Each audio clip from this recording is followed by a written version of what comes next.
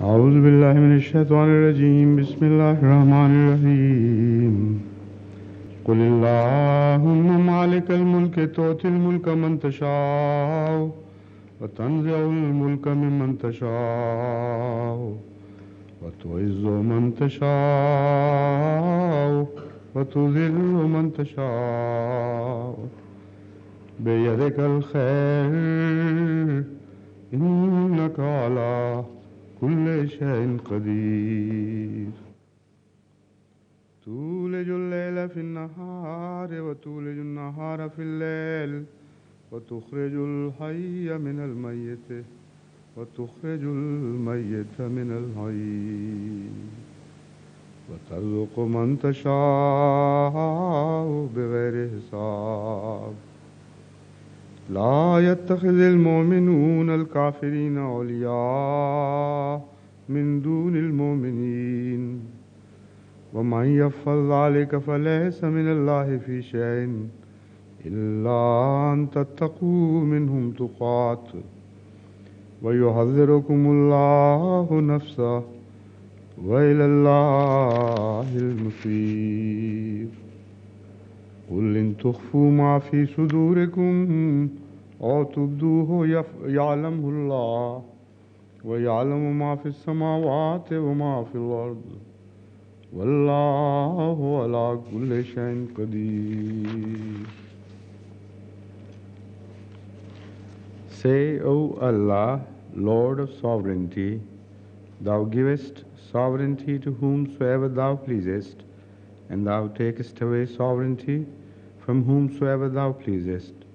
Thou exaltest whomsoever Thou pleasest, and Thou abasest whomsoever Thou pleasest. In Thy hand is all good. Thou surely hast power to do all things. Thou makest the night pass into the day, and makest the day pass into the night.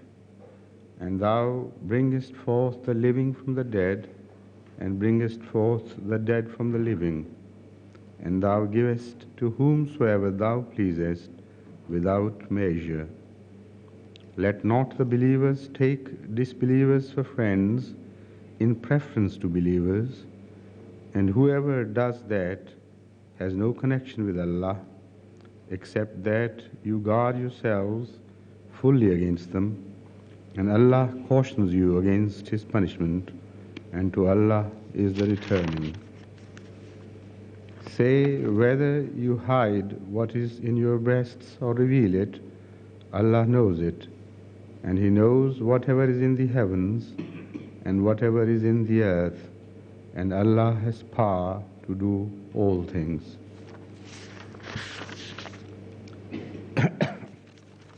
During the last session, we were discussing the verses 27th, 28th of Aale-Imraan, and I promised that if some points were left by omission, I would take them up again during the coming session. So I was telling you about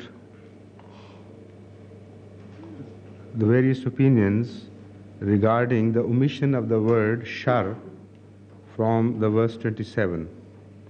That is to say that many commentators have noted the absence of the word evil in the part of the verse which says, Thou pleasest and Thou abasest whomsoever Thou pleasest, in Thy hand is all good. While the commentators perhaps expected that Allah should also have mentioned that in Thy hand is all good and in Thy hand is all evil as well. So they say Allah only mentions in Thy hand is all good and omits the word evil, which does not mean that evil is not in the control of Allah, but it only means that evil is understood, and it should have been mentioned, so it should be read as such. But I disagree with that, and I told you why. Now I have to point out that there is a definite reason why in this particular context the word evil has been left out. You know, the verse deals with the subject of God's power over all things. He is the master and sovereign of everything. He possesses everything. He has right of possession to everything He Himself has created. And as such, He takes away sovereignty from whomsoever He pleases and gives sovereignty to whomsoever He pleases, and turns night into day and day into night. Now, why the earlier commentators wondered about the absence of the word shar was that two processes were mentioned in the preceding verse: good and evil, bestowing someone with sovereignty, and taking away some sovereignty from someone, turning night into day and turning the day into the night. So the second part was understood to be by them as something evil, something wrong. So because God does that as well, they thought the Holy Quran should have mentioned after the word khair, that is good, evil as well, that He possesses power over khair, goodness, as well as evil. But that has been omitted for this very purpose, that Allah wants to make it clear that apparently what looks evil to you is not evil. There is always an underlying sense of goodness about it. When apparently night enters into day, some people may think that it is an evil process to replace light with darkness. But if you observe nature, from that you can derive the conclusion that passing of the day into night is a blessing in disguise. Not very much in disguise either. It's a very much apparent blessing too to those people who are knowledgeable. If there were a constant day, you can imagine what the state of affairs would be here on the face of earth, like it is on the moon. A constant day on one side of the moon means that part of the moon is uninhabitable. It is totally deserted. And there is a constant night as well on the other face of the moon. So because of the total absence of light, that part is also uninhabitable. So here on earth, changing of night into day and day into night as a whole is an act of goodness. It should not be, even if you take it in parts and ponder deeper over this issue, you will realize that it's very important. And this is exactly what the Holy Quran itself has mentioned elsewhere. The Holy Quran says that what if God had made the day permanent for you? Where shall you where shall you seek shelter? Where will you find shadow and coolness? And how will you able to inhabit this earth if this happened? And also the vice versa is mentioned by the Holy Quran there. So when the Holy Quran speaks positively on this very issue as an illustration of Allah's mercy and consummate wisdom, why should we attribute wrong meanings to this verse and start expecting the mention of evil as if the phenomenon discussed also has an element of evil about it? Innaka ala kulli shayin qadir. That again is a verse which speaks of God's power over everything, not just the power of somebody who has usurped power, but the word qadir in itself, in Arabic, has a meaning of balance and something which is well measured and well calculated. So when you say Inna Allah ala kulli shayin qadir, immediately after this, it means that Allah wants to point out to us that all these things are well measured and well balanced, and nobody can change them for the good. One can only change them for the worse, because if anything is well balanced, you can't tip the balance on one side without expecting some loss or some damage. So the word Qadir also indicates that the whole phenomenon is discussing goodness and there is no element of evil about it.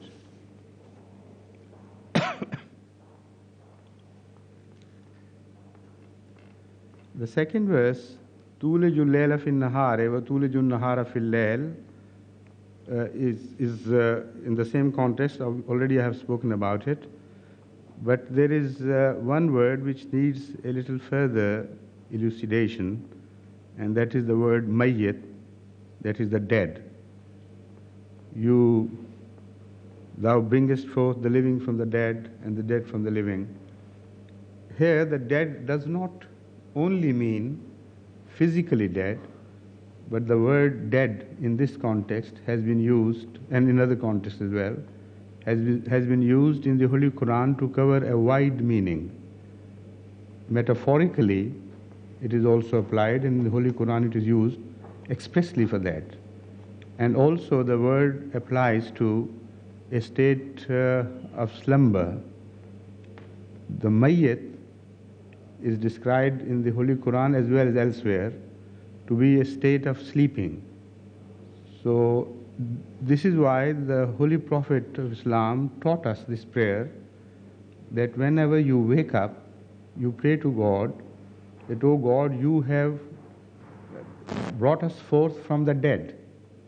And the same word mayyit is used to indicate that it should not be limited, it should not be applied in a limited sense only.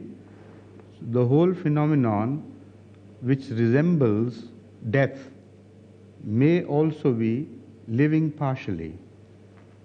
Death, total death, is the physical death we know, but if you divide the things in the world, partly they are similar to the phenomenon of life, partly they are similar to the phenomenon of death. And on two extremes, you can put the live in every sense and the dead in the every sense. So this is a process, gradual process of transfer of one state of affairs into another state of affairs. Like darkness does not give way to light immediately. There is dusk between or dawn between. So gradually it so appears. Now here it indicates that people spiritually do not die a sudden death. They gradually do things which gradually ushers them into death. And they are given enough warning. They are given enough signs. So if they want to avert that death, they have every possibility, every chance to at least struggle against death. So you derive your lessons from the phenomenon of light and day and night, how they give way to each other, and then understand that similarly in the spiritual world, individuals as well as peoples don't suddenly get declared dead or alive. Even to gain life requires effort on your part and perseverance, and gradually things begin to change. And once you begin to lose that life, spiritual life, then you can make yourself aware through signs and symptoms if you follow them. And this is why the warners from Allah come. They warn the people who follow the wrong, follow the evil ways and evil path. And in time they are told to retreat their step.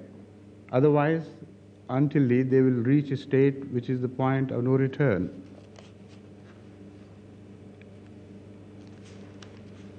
Now here, in the light of what we have said, the following verse would begin to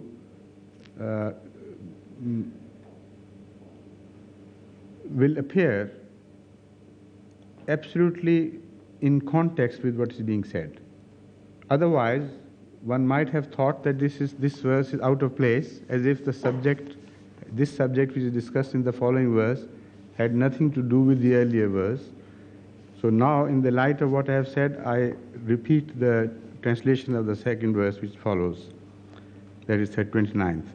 Let not the believers take disbelievers for friends in preference to believers, and whoever does that has no connection with Allah. The fact is, this verse has been misquoted and misinterpreted, most unfortunately, not only by the elements hostile to Islam, but also by the Muslim scholars themselves. The subject of this verse has been so distorted out of shape that this verse is made an object of attack by the Muslims themselves, so that the enemies of Islam would strike at it and glut at this attack on Islam and have a perverted pleasure. But now, before I explain that, let me first establish the connection between the previous verse and this verse. When God has shown light and guided the people to the right path, and they intermix with those who have rejected that message freely and intimately, without guarding against their influences, it always happens that gradually they are overpowered, and those evil ways of life which they had left behind begin to creep upon them. There is no permanence in spiritual life or on spiritual state either. It is impossible for someone to feel permanently safe. As God has raised some people from the dead, into the spiritually living, after that they have no occasion to feel so safe as to obviate the possibility of their returning to their old evil ways. If they are unmindful of this, if they are unwary of this, and without guarding themselves against the corrupt habits of those who have rejected the message, and mix with them freely, the result would be that gradually they would start returning to the same ways and the same old evil habits. Now, if you study the history of rise and fall of religions, not of the empires, you will see the same phenomenon responsible for destroying the values of each religion after a passage of time. And the most important factor responsible for this is that after a while they begin intermixing with the older people and adopting their ways, not paying attention to what they were guarded against, they were warned against, and gradually they mix with each other, so that after a passage of a few centuries, it is impossible to distinguish between their habits, their goodness and evil. Now look at the history of Christianity, for instance. In that reference, perhaps some of our guests would be better able to understand this.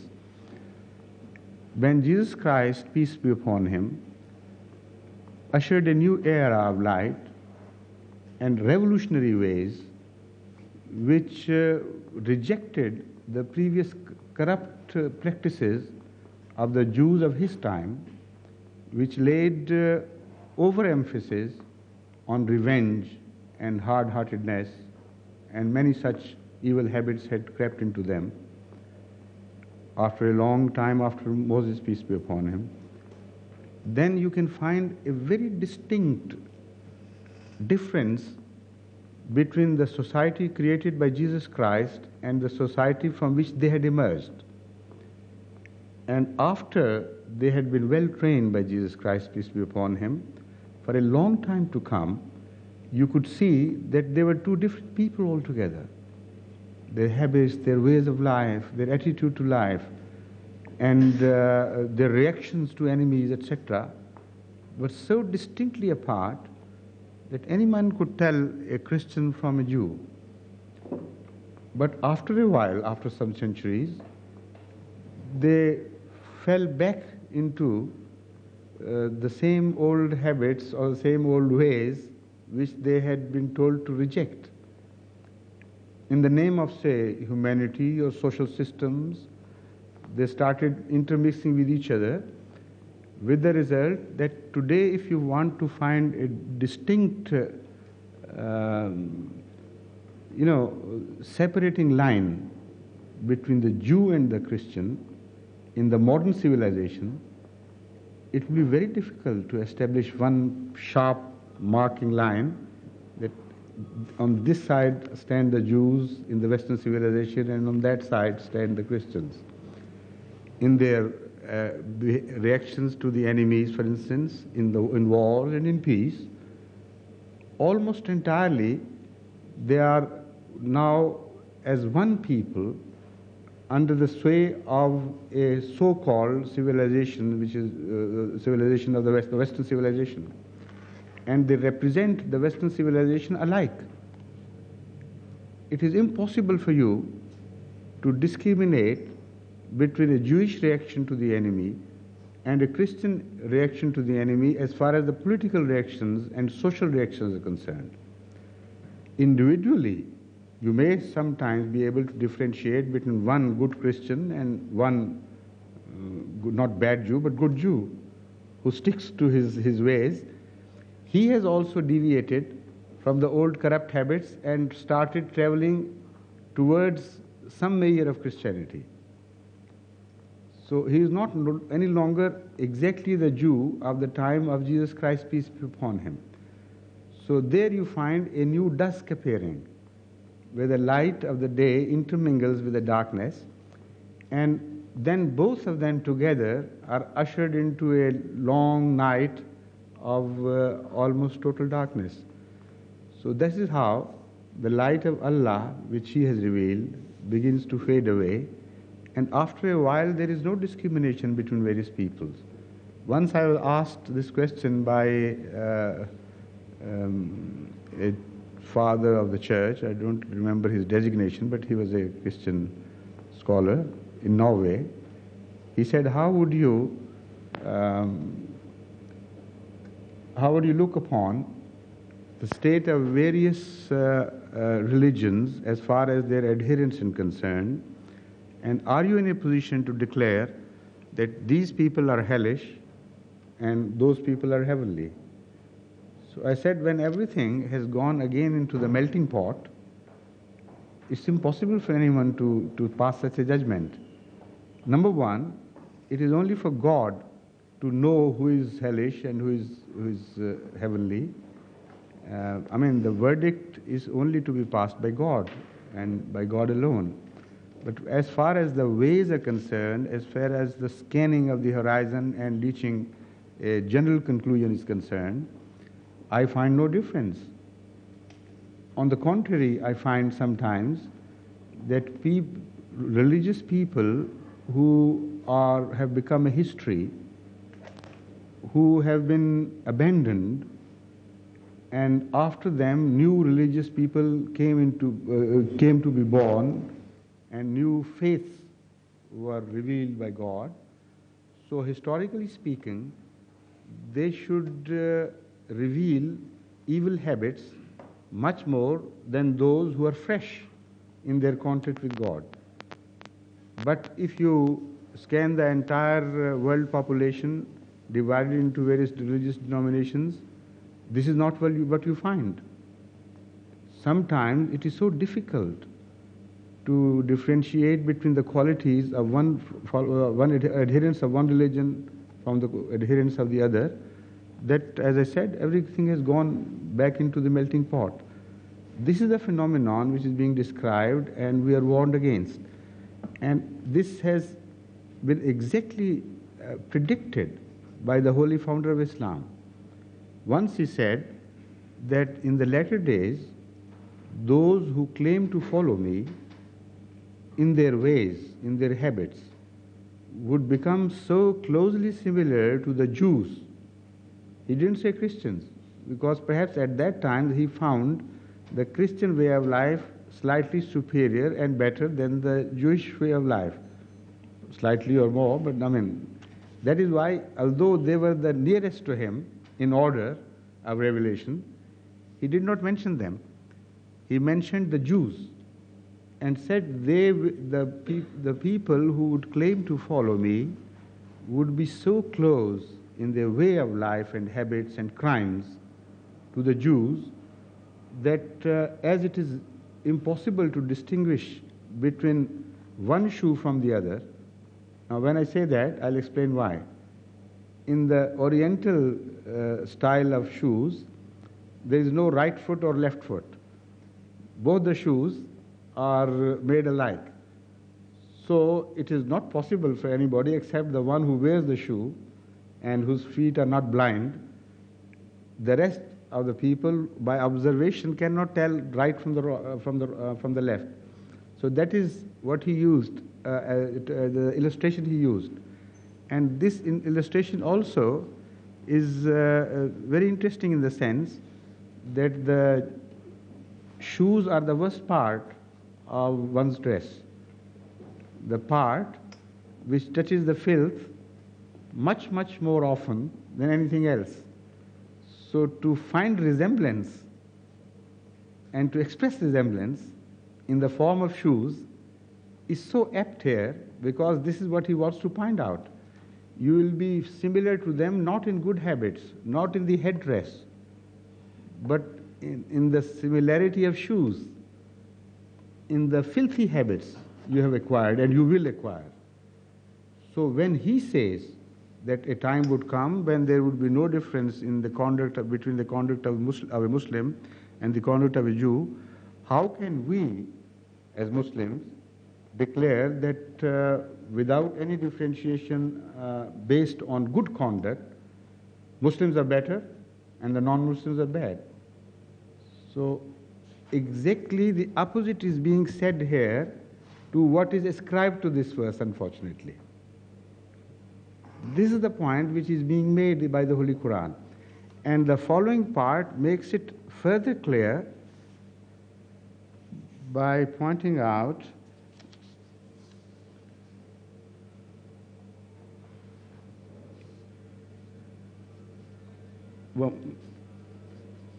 وَمَنْ يَفْعَلْ ذَلِكَ فَلَيْسَ مِنَ اللَّهِ فِي شَيْءٍ.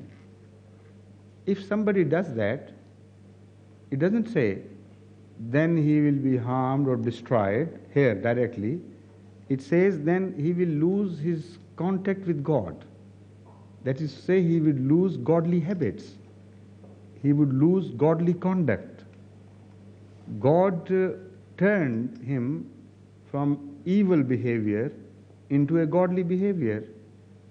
If you intermix with other people whom you have left in a manner that you begin to acquire their evil habits, then the natural result would be that you would be severing your ties with God because He loves goodness and not evil. So that is what is being mentioned. And then immediately after it says, إِلَّا أَن تَتَّقُوا مِنْهُمْ تُقَاتٍ. What is forbidden is not friendliness. What is forbidden is not a social contact at all. What is forbidden is to fall under the influence and bad influence of that society. Tattaqu minhum tuqat means accept that you keep guard over receiving influences from them. Unless you are wary of saving your way of life and not being unduly influenced by that society. That permitted, Allah does not forbid you from having social contacts and gaining friendship of the non-believers. Now, if I'm right, as is the established principle, then I must have some other verses of the Holy Quran supporting this view and this interpretation. And I have got exactly that. It is an accepted principle of the Muslim scholars all over the world, without variation, that if we attribute some meaning to a verse of the Holy Quran, because the Holy Quran itself claims that part of the Holy Quran supports and clarifies the meaning of the other part, so we must be able to produce its counterpart or its complementary statement, which should give authority to the person who interprets that his interpretation is correct and according to the Holy Quran.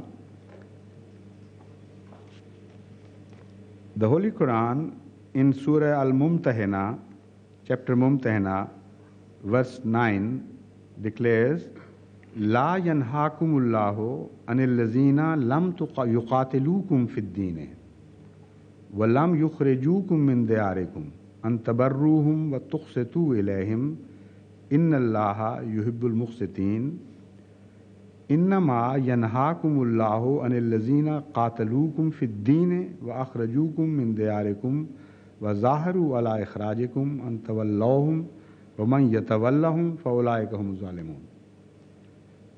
Allah forbids you not, respecting those who have not fought against you on account of your religion. Now, this verse, although it has been translated in this manner, has a wider application than just this.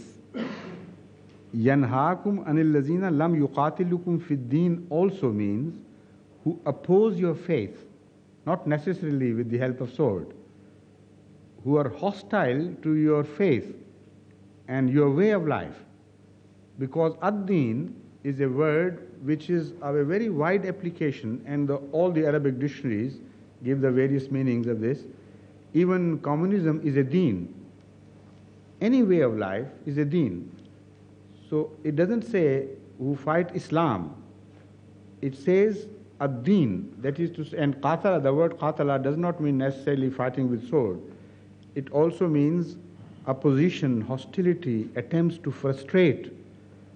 So Allah only forbids you to be on intimate terms with those of the non-believers who persist in opposing your faith, who are bent upon changing your way of life, who are hostile to your message, and also who will not spare the use of force against you whenever they can so do.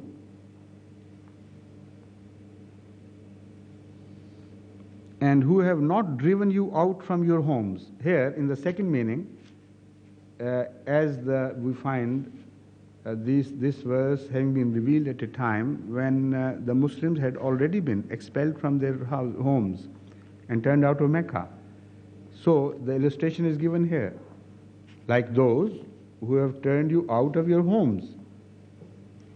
Now, after that, if you become intimate with them, there is not only a danger of your being influenced by them wrongly, but also there is a danger that they may exploit this situation and use it against the body of the Muslims, whether it's a state or not, against the Muslims as such.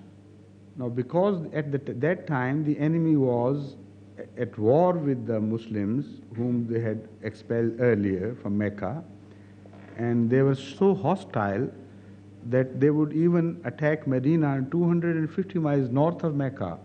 After expulsion of the Muslims, they were not satisfied with that. They wanted to destroy them even there, and they took pride in following them. Wherever they went, this was their mission, they must be destroyed. So it is reported that some of the Muslims at that time, who had gained earlier friendships with some of the non-believers at Mecca, continued their relationship, and some of them were found, actually detected, having passed on certain messages to them, not out of enmity of Islam, but out of friendliness to them. And they innocently believed that by doing them a good turn, it wouldn't harm the Islamic, well, not state, but the Islamic cause in any sense. So they were discovered. These verses, such verses, which speak of discouraging intimate relationship with the enemy also apply to that particular situation. It applies, generally speaking, as their expression of a universal truth, as which I have already explained. But also they apply specifically to that state of war in which the Muslim world found itself, and it was very dangerous for the cause of the Muslims if out of friendliness some secrets were passed. And that particular event which I am referring to happened in a manner that the Holy Prophet of Islam, when he received the news of the attack of the enemy, prepared a small group of Muslims to fend themselves against the attack. Well, this is a long story. To cut it short, these friends of some non-believers warned them that save yourself, but don't pass it on to others, that sort of thing. It always happens, particularly in ladies. I don't know whether ladies of England behave like this, but ladies in our country do. They tell a secret to another friend and tell them, look here, this is a very special secret. Because you are a special friend, I am telling you, but not to pass it on. And they stick to this advice and follow it to the extent that they use the same caution when they tell the same secret to others. So this is how the secrets completely go out of hand, out of control. So that was what was happening there, to which this verse particularly referred. And again, there is another verse which speaks of a completely different thing as far as the friendliness is concerned. It says, Asa an yajala bainakum wa bainal lazina aadaitum minhum mawaddah wallahu qadir wallahu ghafurur rahim. That when Allah tells you not to be over-friendly to your enemies, it is not an act of hostility on your part. It is not that Allah teaches you aggression. It's the other way around. What Allah says that Asa an yajala bainakum wa bainal lazina aadaitum minhum mawaddah. It may happen later on that Allah may cause the enmity which is being shown to you by your enemy to be turned into friendliness. That is to say, when that happens, then you are permitted to show friendliness to them. So this is a beautiful state of relationship as far as the Muslims are concerned, and there is absolutely no room for attacking Islam as teaching aggression and unfriendliness to the non-believers. It's exactly the other way around. What the Holy Quran is telling us is that despite the fact that the enemy had shown hostility and translated them into action of war, despite the Muslims were brought up in a manner that they wanted to show friendliness to them, as if they were itching to remain friendly. And God was telling them, not now. A time may come later, but not at this instance. It's too dangerous for you to become friendly with them because they are your enemies and they have expressed their hostilities. So, not that Islam teaches aggression. Islam teaches cautiousness in a state of affair where others show aggression. And as far as the Muslim temperament is concerned, according to the Holy Quran, that temperament is always inclined towards friendliness and not to enmity. So in view of this irrefutable evidence of the Holy Quran, when we read some commentaries on the same verse, most fortunately, as I said, by some Muslim scholars, one really wonders what happened to them, why they did it. I believe they did it because they belonged to an age where political warfare had started between Muslim states and some non-Muslim states. And there was no longer a fight of faiths, but there was a war of politics, of conquest. A territorial war was being fought. And unfortunately, the Muslim scholars were not able to distinguish as sometimes, even today, they are not able to distinguish between Islam and the Muslim world. It is similar to a state where many Christian states, I should say all the Christian states today, who are Christian because they are overwhelmingly Christian in population, when they go into war with each other, they don't practice Christianity in the strict sense of speaking. They don't offer the rest of the country to the enemy if the country grabs only a portion of their country. They fight back inch for inch, foot for foot. So, this is not literally speaking Christianity. And if somebody says that this is Christianity, it is wrong. If they show aggression beyond all justice, if they grab other people's places, if they become colonizers, if they exploit the poor and the defenseless, absolutely there is no justice whatsoever in declaring it to be a Christian way of life and a Christian expression.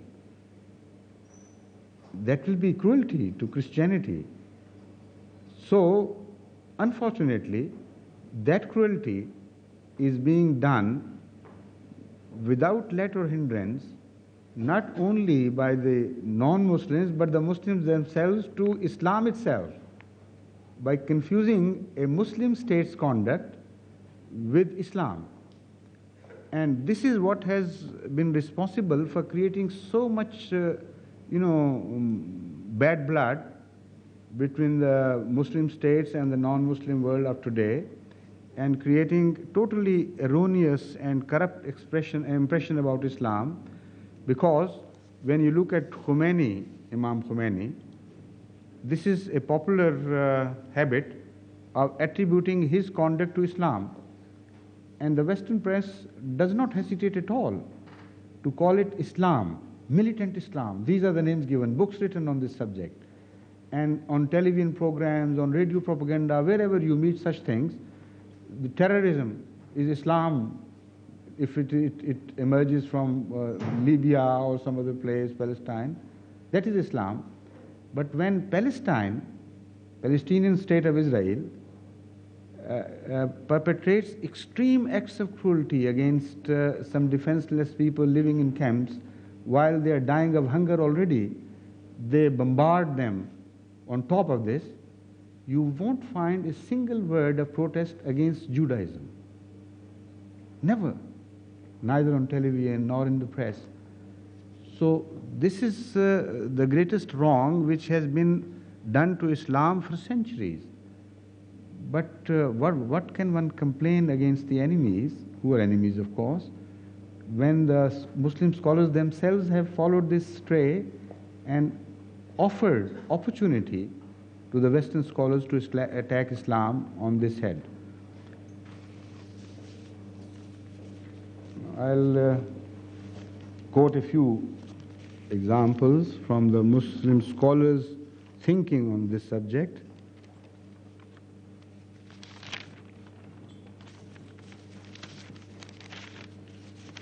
Not all of them, of course, agree with each other. This verdict is not unanimous, but overwhelmingly, unfortunately, this is the state of affairs.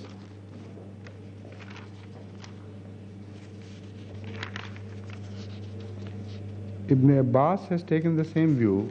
Ibn Abbas is the companion of the Holy Prophet, about whom he prayed that Allah should show him the hidden meaning of the Holy Quran. He has taken exactly the position which I have already mentioned, that this verse only means that the Muslims should guard against evil values and guard themselves against the evil values so that they are not unduly influenced by their corrupt practices.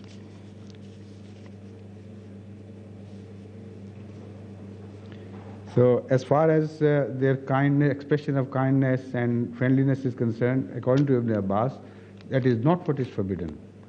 What is forbidden is that in faith they should remain adamant and not to be unduly influenced.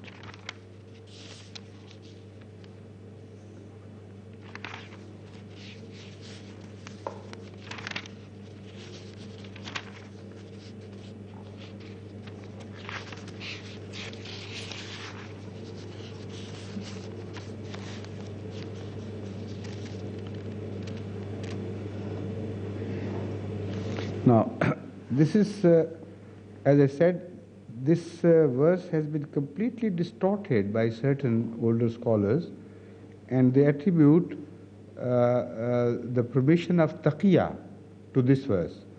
Taqiyya is a Shia term, which means that to tell lies is permitted in Islam for certain reasons. And the reasons is the general good of your people. If you think that it is in the general interest of the Muslim body to tell lies and to defraud and mislead others, then it is permitted, and this is a regular term in Shia jurisprudence, which is called taqiyya.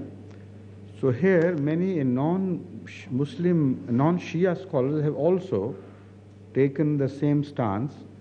And for instance, one of the most prominent scholars, who is generally very, very good in his commentary, that is Hazrat Imam Razi, he has taken this position. He says, according to this, if a man is living among the disbelievers and he has fear about his life or his wealth, so it is permissible here, according to this verse, for him to tell lies to the others, to his opponents, to the extent that he should not he should not reveal his faith within, keep them duped about his internal faith, and live among them as if he belongs to them, so that no harm comes his way. That is one form of taqiyya, and to this extent many Muslim scholars other than him have also agreed with him that this verse refers to that. But the Shias carry the taqiyya beyond this, much beyond this. And they believe that in everyday life, under the license given to the Muslims by this verse, in everyday life, for just ordinary things, if I tell a lie and hide the truth to gain some benefit, some profit, it is not cognizable in Islam. So that is why the lies were given free license for many centuries in some Muslim societies, damaging most deeply the Islamic values. While in the other places of the Holy Quran positively condemns roundly and completely falsehood in such terms that it is impossible for anyone, having read those verses, to attribute such meanings to any other verse of the Holy Quran, which stands totally in contradiction to those declarations. In one place, the Holy Quran says that to tell lie is Satanism in essence, and nowhere does Islam permit speaking of lies. The Holy Prophet of Islam faced most difficult situations in the early period when the Muslims were the weakest all along their history. They have never been so weak as in the Meccan days, that is the 13 years after he declared to be prophet. And his followers were so mercilessly beaten and tortured and killed sometimes torn apart, the ladies. And sometimes they were beaten, they were made to stand in the hot sun of Arabia, where the temperature rose to 140 degrees, wearing thick armors, and iron armors for that matter. And they were told to at least say that God is not one. And then they will be saved their lives, they spared their lives. And they preferred dying in that state rather than tell that lie.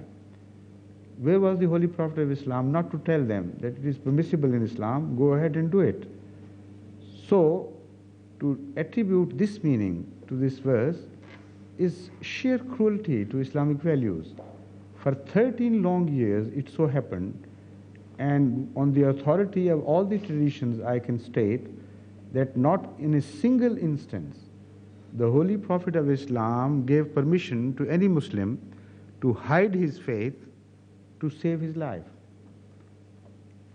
Despite the fact, now I come to that part which is considered as taqiyya and which is related to this verse by these scholars.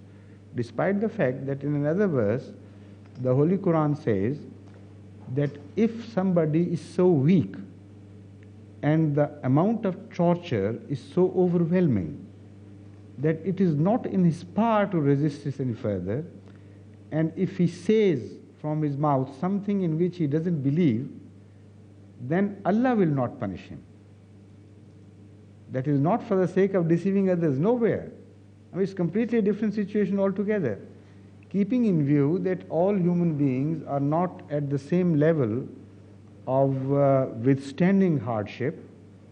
There are weak among us, there are cowardly people among us who are genuinely Muslims or belong to any particular faith, whatever it be, who are sometimes made to face such overwhelming hardships and torture at the hand of the enemy, politically as well as religiously, that it's impossible for them. They are not made to withstand that amount of pressure. So God gives them this word of relief, that don't go on tormenting the whole of the remaining life for the fear of torture and of hell and punishment of Allah. God is understanding. He does not expect things from you which are beyond your capacity. And this meaning is given further support by another verse of the Holy Quran, which says, La yukallifullahu nafsan illa wus'aha, laha ma kasabat wa alayha maktasabat. God does not coerce people beyond their capacity. That is to say, does not expect things from anybody which are beyond his capacity. As far as the preferences and the general rule is concerned, that is different, completely different from this. According to another verse of the Holy Quran, Allah has given the illustration of two women, well known in the history of Judaism and Christianity, and said that Allah expects the believers to be like these two women. And who are those women? Number one, Asiya, that is the wife of Pharaoh, who believed in Moses, and despite the fact that she was under extreme pressure of a mighty and cruel king, she guarded her faith and never renounced her faith in Moses. And that was her extent. Beyond that, she couldn't rise. The other lady, about which the Holy Quran says Allah expects you to be either like her or like the other one, is Mary. Now, what is the quality of Mary? She guarded her, what's it called, virtue, and she was never touched by any base sentiment. Despite that fact, she was given special power by Allah to give birth to a holy son. Now, this is a very interesting similarity which is expected by God between a believer and Mary. Everyone among us wants to rise and attain higher status with God. If we are in any way influenced by our ambitions and ulterior motives and want to give birth to a new personality within us, which is Jesus, which is a pure personality, then Allah condemns that and says that is not what is expected of you. You should remain pious to a degree, at least as Mary was. She was not influenced by any base sentiments or motivation, which ultimately resulted in her giving birth to a pure child. she abstained from all such things. It was just a gift of Allah to her, in which her own desire did not play any part. So similarly, those believers who want to rise to higher status and give birth to a new spiritual figure from within them, they are likened unto Mary, and they are expected to follow her course, her way of life. So that is to say, Allah, this is what is the expectation of God from believers. Nowhere it is said that you should start telling lie if you are under oppression of somebody else. So that is an external expression for which the symbol is mentioned of Asya, the wife of Pharaoh, and that is the extreme oppression of which you can think, of which you can conceive, and Asya in relation to Pharaoh was so defenseless. She was not a man either; she was a woman, and in being the wife of that despot, she was completely defenseless. So if Allah wanted the believers, even in such a state, to tell lies about their faith, Allah should have said it here in so many words. So whatever is attributed to these verses, in contradiction to very clear statements of the Holy Quran elsewhere, is not valid, is not Islamic.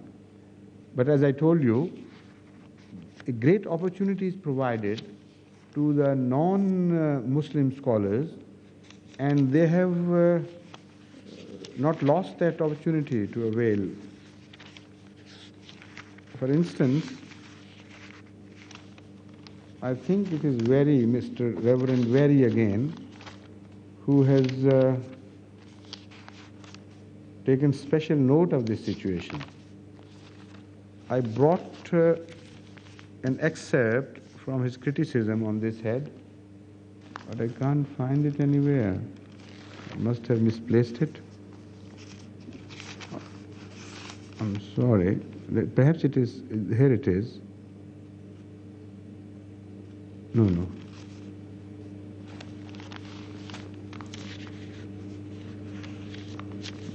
Oh, it's a pity. I sometimes put, while consulting my papers, I put them in disorder. Here it is, fortunately.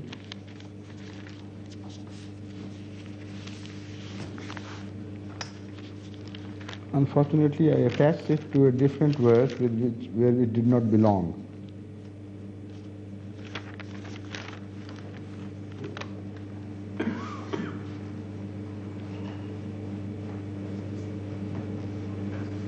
No. This is a different comment. Go on. What has happened to my... Anyway, I'll from memory, I'll speak of this. I'll explain what he has said in essence, though not verbatim. Mr. Very has pointed out, basing on the comment, here he is. No, yes. According to his footnote on this verse, unless you fear any danger from them, there shall be no friendship between Muslims and non-believers unless fear of the enmity of the infidels should make it necessary. Here we find a divine sanction to that duplicity so prevalent among Muslims. You see how testy and acid is the remark, but unfortunately this opportunity is provided by the Muslim scholars themselves. He says, here we find divine sanction to the Muslim character of duplicity which we so often find among them.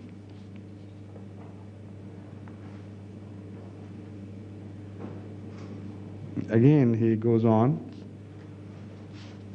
taken in connection with the preceding context, this passage would seem to sanction apparent estrangement from Islam, provided expediency should demand it, Under such circumstances, a Muslim may appear to be more friendly towards the unbelievers than he is towards his co-religionists. But this is just common. I mean, perhaps it's not only Very who has done it. Many other scholars have pointed out, they have not missed this opportunity. And they have further gone to explain that Islam positively teaches telling of lies and duplicity. Now again, most unfortunately, Maulana Maududi, among the modern scholars, even in this age of light, has taken the same stance. And because he is held in high respect in many parts of Pakistan as well as Saudi Arabia and some other countries, so it is very essential to reject his views on this and make it known to the people that this is his own distorted thinking, it has nothing to do with the Holy Quran. He doesn't say that if somebody is tortured to a degree that it is no longer within his power to withstand that torture, this is one particular state. He says, even if he fears torture or enmity or any sort of hostility, it is permissible to him to hide his faith and treat the non-believers as if he belonged to them. You know, that is his interpretation of this verse.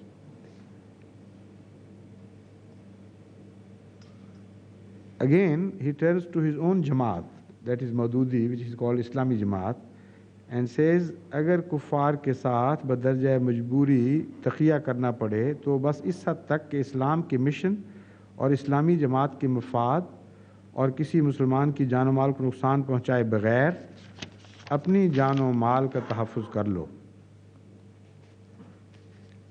Now this has become a regular practice with the Maududis now, and we have witnessed it so often in their treatment of us. They spread lies about Ahmadiyyat while they stand in no fear from us, and it's the other way around in fact. They preach hatred and torture against us, and they threaten us with extermination and killing, and practically exhort masses and illiterate masses for that matter to go on looting Ahmadiyya shops and burning their houses and destroying them and killing them. And this is what they think is the holy war. And they say that to spread falsehood about Ahmadiyyat is not un-Islamic, because it serves the purpose of helping Islam. Because in the total, context of what is good for Islam and what is bad for Islam, if you spread lies about an enemy of Islam, they consider us enemy, because it will do a lot of good to the Muslim world. They will, entertain ill will towards such people who are declared to holding ill will towards them. So this is what they do to us, and they say this is permitted on the strength of the Holy Quran itself. If that is permitted, then there is no order left in religion at all, not to mention Islam. If any religion permits the free use of lies or even conditional use of lies to deceive others about their faith or anything else, then there is no order left, as I said, in the world of religion, and all such religions could have been revealed by anyone but God. It's impossible for truth to teach falsehood. But as I said, in that context, where God knows it is beyond the power of man, he can't do anything. When he says something, he doesn't mean it. And even if God tells him not to do it, he will not be able to do it. There are such states in tortures during the last World War. There were very, very faithful agents sometimes of the British and the other powers allied who found themselves in such difficult states, and they had to tell sometimes lies to save the torture, not their lives.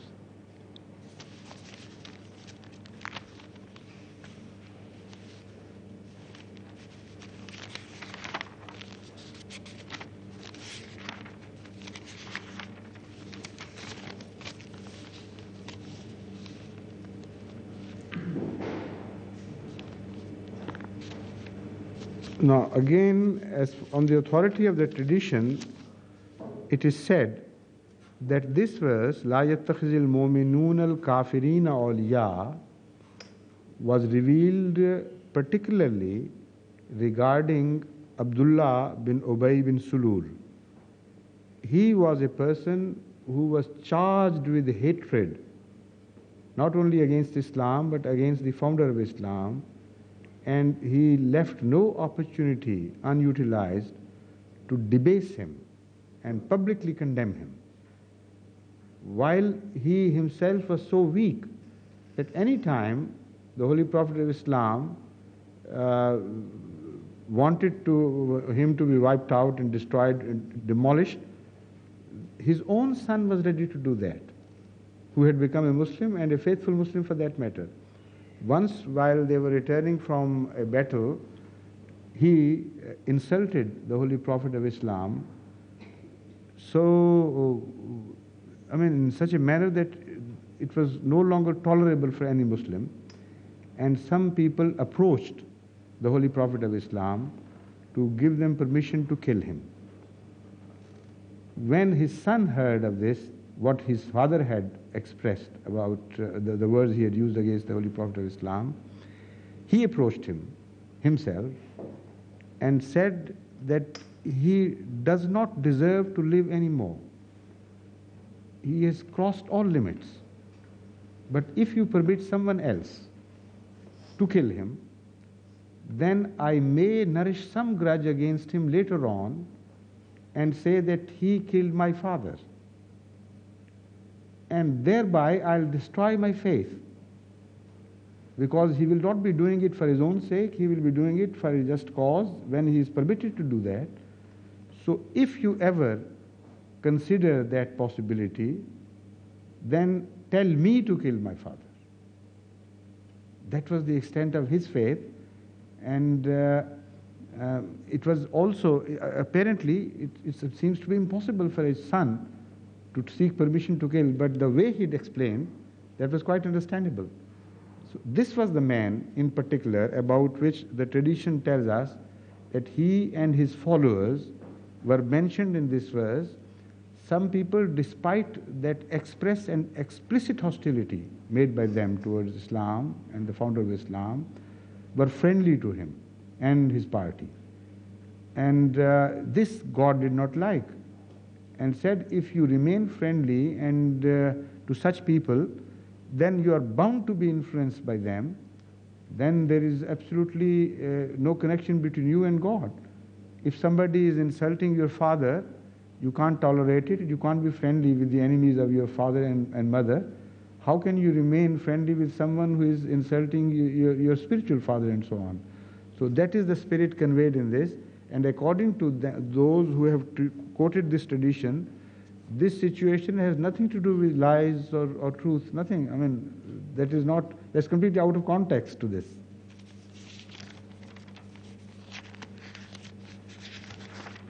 Now I think we have no time to proceed to the second verse, so I should better leave it here.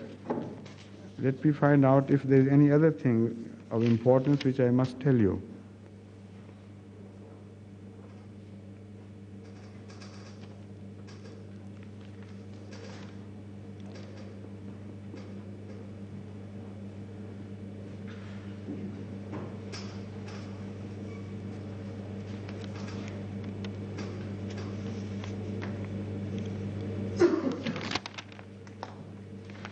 Now about taqiyya, the various, this permission of tell lies, of convenience, or which suits one's cause, even the Shia Imams are not unanimous. Some Shia Imams have mentioned, and this is related about Imam Sadiq, that this is an order of God, that every Muslim must practice taqiyya. And if somebody is not telling lies for the sake of some good purpose, then he is not a complete Muslim. You know, that is the extreme stance taken by him. On the contrary, Imam Baqir is said to have taken a completely different view. And he was also a Shia Imam. Was he the father of Imam Jafar Sadiq? Imam Baqir? Huh? Yes, I think it was Imam Baqir who was the father of Imam Jafar Sadiq. And they held son and father relationship. One or the other was father and son and so on. So the Imam Baqir has taken a very sensible position. He said taqiyya only means a compulsion to a degree where you become mustar. Mustar is a term of the Holy Quran applied to such extreme situations where it is the only choice for you is to do something or die. When you reach that stage, then you are even permitted to eat the flesh of swine. And the word mustar exactly is used there in that context by the Holy Quran. So Imam Baqir says that taqiyya is related to the state of being mustar. If you are tortured to a degree where the life is about to ebb out, only at that juncture you are permitted to say something in which you don't believe, only to a degree that you save your life and not beyond.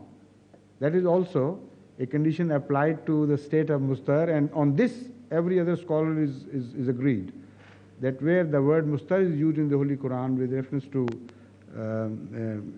eating of flesh of pig, this is the condition laid down by the Holy Quran itself. So Imam Baqir very wisely has related it to that state and explained the whole situation away.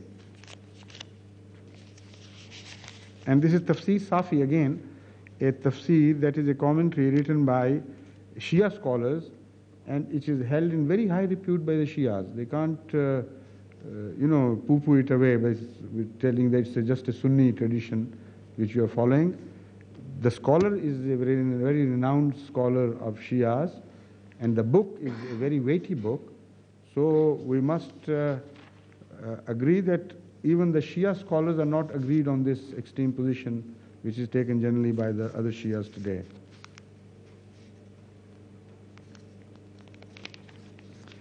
As far as the founder, the second head of the Ahmadiyya community is concerned, the Khalifa before my predecessor, he has taken exactly the view which I have already expressed, and he further points out to support this position that immediately after Allah says, وَيُحَذِّرُكُمُ اللَّهُ نَفْسَهُ, that God warns you against danger from Him.